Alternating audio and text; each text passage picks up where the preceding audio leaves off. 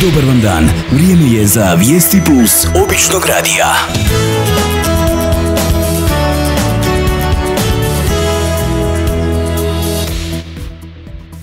Dobar dan poštovani slušatelji, dobrodošli u još jedne Vijesti Plus običnog radija. Naš današnji gost je ministar prosvjete Herceg-Bosanske županije gospodin Petar Galić, s kojim ćemo razgovarati o aktualnostima u obrazovanju Herceg-Bosanske županije. Pa ministre Galiću, za početak našeg razgovora, kakvo je stanje u obrazovanju u školama po hrvatskom planu i programu u vašoj županiji? Znači, što se tiče obrazovanja na području Herceg-Bosanske županije, rada Ministarstva rada škola, stanje i više nego zadovoljavajuće što se tiče materijalno-tehničkih uvjeta.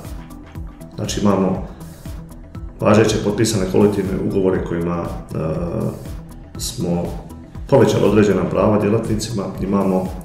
Imali smo povećanje plaće 5%, uveli smo dječji doplatak u visini od 30 maraka. Znači, nemamo zadnjih 6 godina problema sa sindikatom, što je plod dobre suradnje ministarstva i djelatnika u školama koje predstavlja sindikat. Znači, sve ono što smo imali, a to su više milijunski dugovi u obrazovanju koje se zato kao 2012. godine smo riješili mirnim putem, dogovorom. Znači, bile su obaveze više milijunske doprinosi, obaveze po kolektivnim ugovorima, obaveza prema sveučilištu u Mostaru, obaveza prema studentskom centru, znači apsolutno smo sve riješili.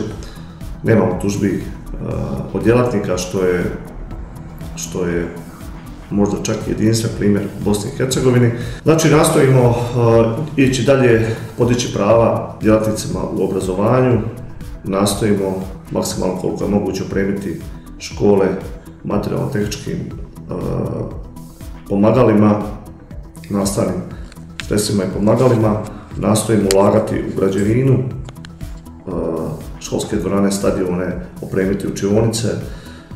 Znači, općenita slika da smo zadovoljni s trenutnim stanjem, stipendiramo studente iz deficitarnih zanimanja, općenito znači slika je dobra i ja se nadam da ćemo u budućnosti pospješiti i da ćemo nastaviti započetim smjerom i da ćemo svakako uvesti određene novine u obrazovanju.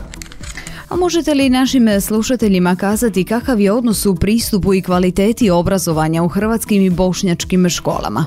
Što se tiče, znači, usporedbe nastavnih planova i programa u školama gdje se nastava izučava na hrvatskom, odnosno na bošnjačkom jeziku, ja mogu reći da mi imamo jedinstveni nastavni plan i program, znači u školama gdje se nastava izvodi na hrvatskom jeziku, dok kod kolega Bošnjaka, ovisno od županije do županije, se razlikuje nastavni plan i program i u planskoj i u programskoj strukturi. Iskreno, nažalost, nemamo nekih većih dodirnih točaka da možemo mi znati njihove probleme, one naše, što zbog nefunkcioniranja viših razina vlasti koje bi trebali bar koordinirati, prvenstveno mislim na Ministarstvo civilnih poslova i sazivati konferencije ministara gdje ćemo mi razgovarati ministri nadležni iz obrazovanja, znači što se tiče hrvatskih, odnosno što se tiče mojih kolega iz škola gdje se nastava izučava na hrvatskom jeziku, imamo itekako dobru suradnju kroz koordinaciju ministara obrazovanja gdje se nastava izvodi na hrvatskom jeziku, gdje je uz mene kolegica Ružica Nikolić iz Zapadne Hercegovine, Kaco Čerkes, Srednja Bosna, kolega Drago Kopić iz Posavine, predstavnici sveučilišta u Mostaru, predstavnici biskupske konferencije, predstavnici općina Usora i Žepča i predstavnici Zavoda za školstvo Mostar. Znači, imamo redovite koordinacije, redovite sastanke, sjednice gdje nastojimo maksimalno približiti obrazovni koncept u našim županijama i to je nešto na čemu ćemo raditi u budućnosti uz jačanje kapaciteta novoformiranog Zavoda za školstvo u širokom dijelu međužupanijskog. Što biste vi kao ministar prosvjete izdvojili kao probleme? Osnovni problem obrazovanja u Bosni i Hercegovini, u Hrvatskoj pa i u susjednim zemljama jeste smanjenje broja učenika. Smanjenje broja učenika koje se reflektira naravno direktno na obrazovanje, na smanjenje broja odjela, upisivamo manje učenika nego što ih izlazi iz 9. razreda, no evo i tu se zadnjih godina stanje onako stabilizira, pa smo mi ove godine imali više upisane djece u prve razrede nego prošle godine i evo iskreno se nadam da se takav trend nastaviti.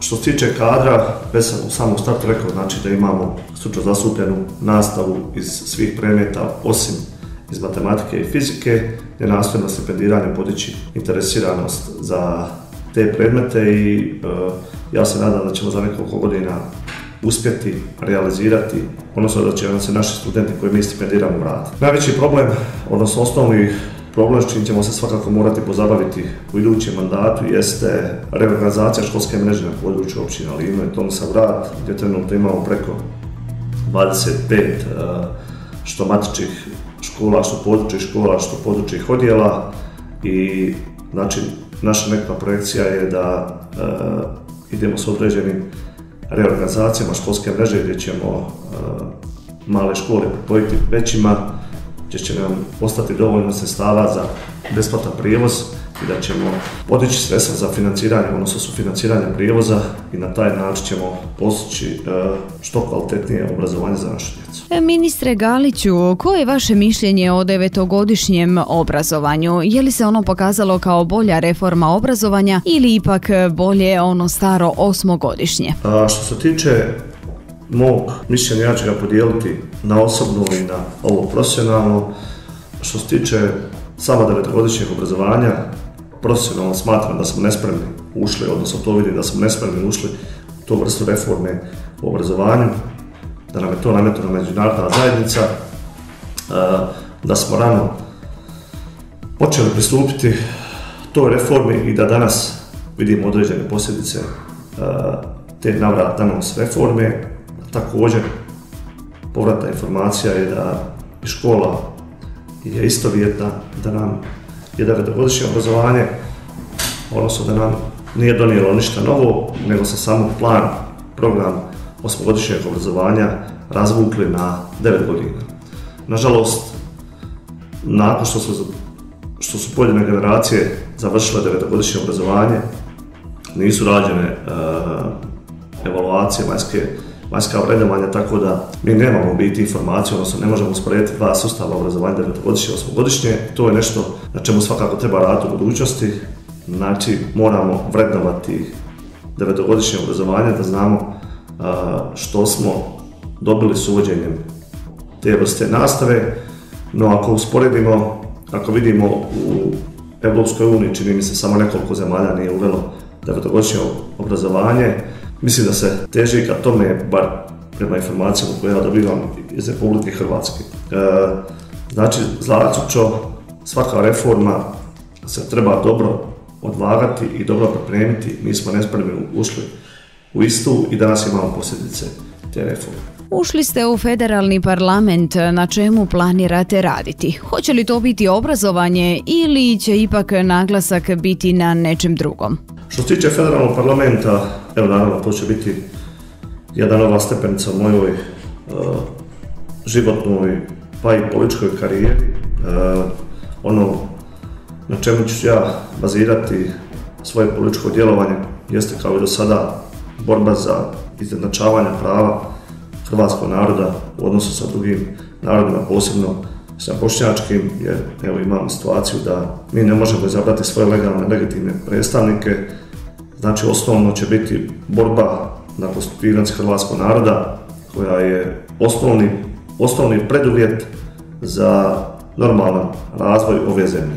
Naravno, drugo što se zalagati jeste projekt na području općina i županije s koje ja dolazim, znači lobiranje, dovođenje tih projekata kroz razna financiranja i sufinanciranja i naravno posebno ću pratiti obrazovanje, jer obrazovanje je temelj opstanka i ostanka jednog naroda, pa tako i našega naroda u Bosni i Hercegovini. Mi znamo da na razini federacije imamo dva neustavna ministarstva, odnosno koje Ustavni sud proglasio 2010. Neustavnim, to su Federalno ministarstvo obrazovanja i Federalno ministarstvo kulture i športa, i ono što će biti moj politički cilj jeste zaustaviti daljnje oduzimanje ovlasti županija u korist federacija, posebno u obrazovanju. Evo, svjedoci smo svakodnevnog odlaska mladih ljudi iz naše zemlje. Kakvo je stanje u vašoj županiji i što bismo mogli učiniti da mladi ne odlaze u Europu nego da ostaju živjeti u Bosni i Hercegovini? Što se tiče mladih u našoj županiji, osnovni preduvjeti su razvoj gospodarstva. Razvoj gospodarstva ne možemo odijeliti od ovoga o čemu sam ranije govorio, od političke uređenosti zemlje u kojoj živimo, a to je Bosna i Hercegovina. Znači, prvo se moramo politički i sigurnosno konsolidirati i naravno nakon toga će doći sami razvoj gospodarstva. Što se tiče vlade Herceg-Bosanske županije, čiji sam ja član, mi intenzivno imamo razne programe i za mlade i za razvoj gospodarstva, poput subvencija kamata u gospodarstvu, poput uvođenja dječjeg doplatka, poput, evo trenutno pripremamo još jednu mjeru za naše porodilje gdje će se prvo dijete sufinancirati s 500, drugo s 1000, treće više s 1500 maraka, gdje ćemo nastojati potaknuti natalitet i prirodni prirast, a također mi imamo mjeru iz 2014. godine gdje naše porodilje imaju pravo na 100% plaće u visini godinu dana. Također smo u pripremi za raspisivanje još jednog natječaja za pripravnike.